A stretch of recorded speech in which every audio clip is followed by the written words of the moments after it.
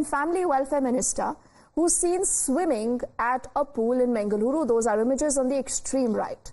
Taking some very strong objection to this, the BJP has hit out at the Siddaramaiah government. Now what they say is that the government is not handling the situation effectively.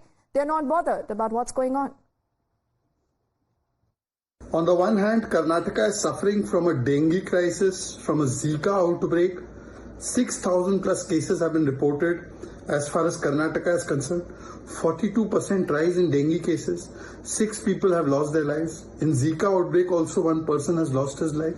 But what is the priority of the Health Minister of Karnataka? To show off his swimming skills in a luxury swimming pool.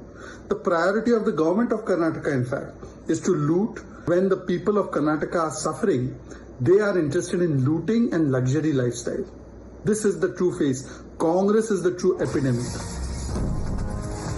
All right, so after that entire row and the BJP raking up the entire issue, you have the Karnataka minister who's actually hitting back at the BJP. I'll quickly take you through what he says. Now, this is Dinesh Gundu Rao, and he says, swimming and exercise are a part of my routine fitness, and I suggest you, as in the BJP, he says, consider them too. It not only keeps you healthy, but also keeps your mind sharp, which might help you to focus more rather than resorting to peddling lies, creating diversionary tactics. So this is what it says, peddling lies, creating diversionary tactics, and it goes on to say that our people have seen through your lies, haven't forgotten your handling of the COVID crisis. As for dengue, he reiterates, our initiatives to curb it are well known unless you are willfully ignorant. As a responsible opposition, I suggest you create awareness about dengue instead of spreading misinformation. So I think you have those typical, words that have gone in from Dinesh Gundu Rao. Imran, as you're tracking that story, he says this is nothing but lies, diversionary tactic. So he's hitting back at the BJP, but is this response good enough, considering the kind of crisis, Imran, that you're seeing vis-a-vis dengue in Karnataka? Well, the BJP has not, in fact, given a reply to the health minister's statement saying that exercise is important, but in a public health crisis like this, leadership and effective epidemic management are crucial. This is something your party doesn't understand. Hitting back at the health minister over this videos which went viral of the health minister swimming in international swimming pool in Mangalore during his district visit.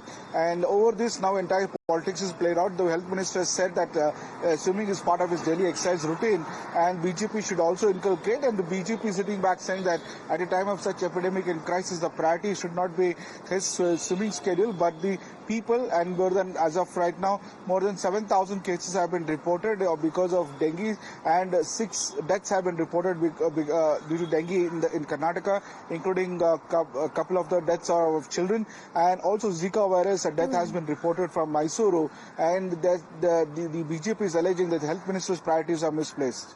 But that clearly is a political allegation also, Imran. But to people that you speak to, all the arrangements that you see in place, what have you seen on ground zero? We've clearly seen an escalation in these cases. They have really gone up.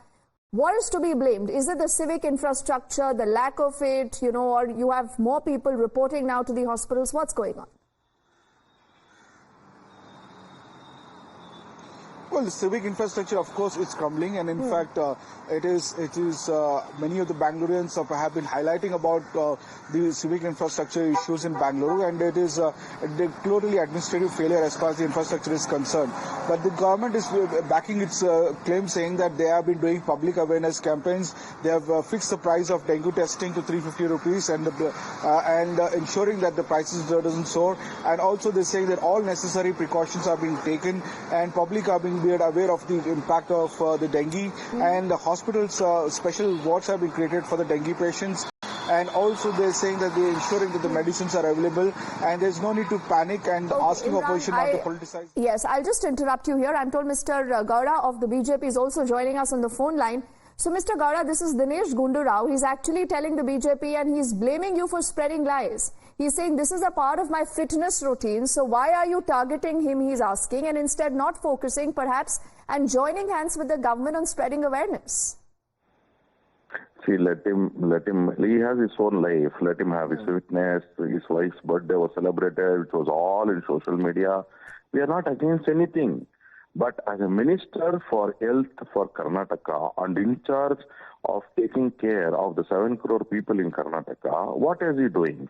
We have been saying from past 15 days, there is a dengue cases which have been rising. And it has already taken in one district, it has taken 6 small children's life. And there are across Karnataka, and doctor has lost a life. And if the health minister was serious about this, he should have acted upon and taken care that as if he takes his own children and his own body. That's the care what he should have taken care of the entire Karnataka people. He cannot be so candy about and saying that BJP is trying to blame me. Okay. We are not trying to blame anybody. Everybody has a personal life. But as a minister, health minister, he is involved in all the scandals and he is not taking care of the portfolio very well. Then he should quit. He should quit and give the portfolio to somebody else and let somebody else take over. Okay. All right. Clearly, we haven't seen the last word yet on that big political slugfest. Mr. Gowda, thank you for speaking to us. But do remember, as you see this sparring between both the Congress and the BJP, the citizens are suffering. We let you decide who's to be blamed, and our focus continues to be on that and much more when we come back after this quick break.